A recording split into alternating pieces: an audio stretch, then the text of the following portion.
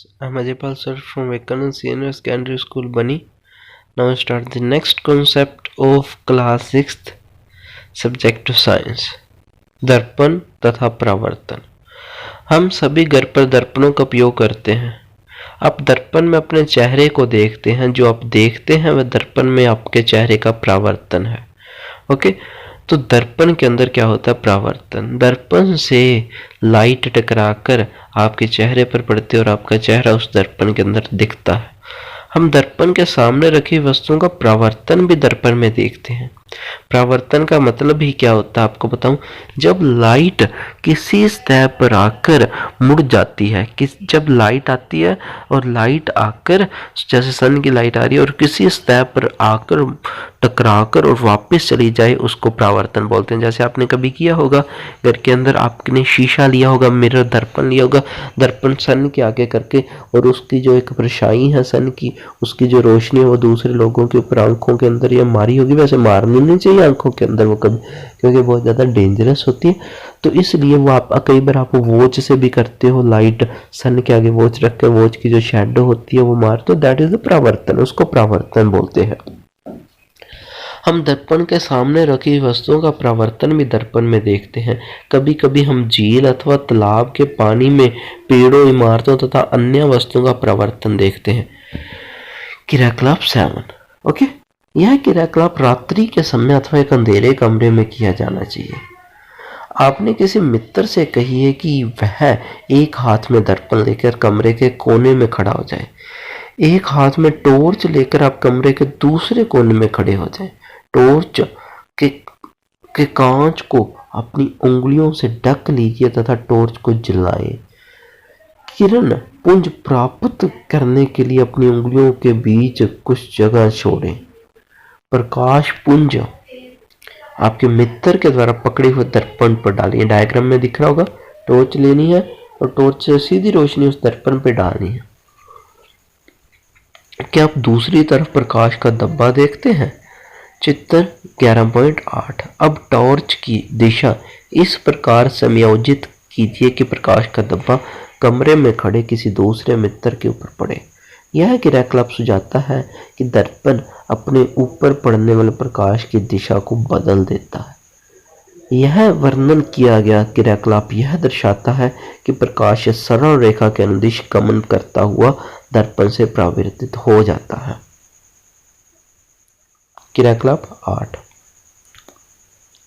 एक बड़ी थर्माकोल की शीट के किसी किनारे पर एक कंघी तथा उसके दूसरे किनारे पर में दर्शाए अनुसार एक दर्पण लगाइए। दर्पण तथा कंघी के बीच कागज की गहरी शीट बिछाइए। इसे सूर्य के प्रकाश में रखिए अथवा कंघी के सामने टॉर्च से प्रकाश किरण डालिए, तो आपको अलग अलग पैटर्न दिखाई देंगे। ओके, देखो कितने अच्छे सुंदर पैटर्न दिखाई दे रहे हैं। ये प्रकाश के परावर्तन के कारण ही होता है। अब आप अवलोकन करेंगे, क्या आपको में दर्शाए जैसा पैटर्न प्राप्त होता है?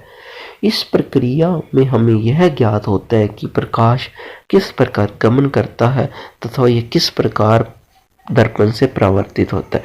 कि जो प्रकाश होता है बिल्कुल सीधी रेखा में गमन करता है, और जब इसके रास्ते में कोई चीज़ आती है तो उससे टकराकर वो क्या कर जाता है, वहीं पे ख़त्म हो जाता है।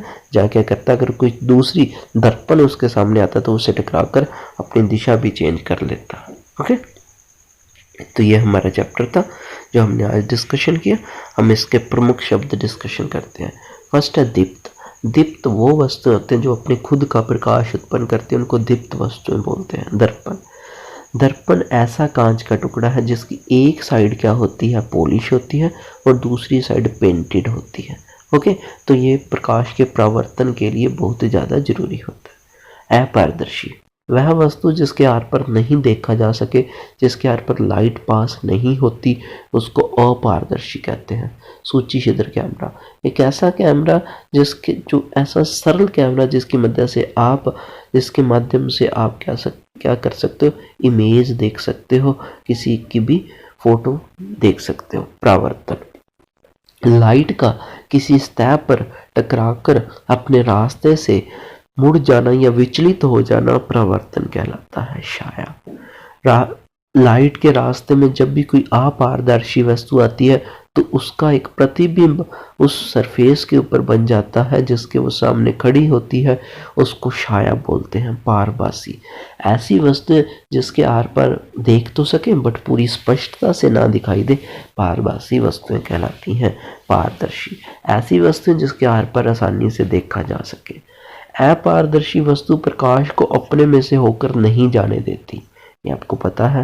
पारदर्शी वस्तु प्रकाश को अपने में से होकर जाने देती है तथा हम इनके दूसरी ओर की वस्तुओं को स्पष्ट देख सकते हैं। पारभासी वस्तुएं प्रकाश के कुछ भाग को ही अपने में से होकर जाने देती है, पता आपको।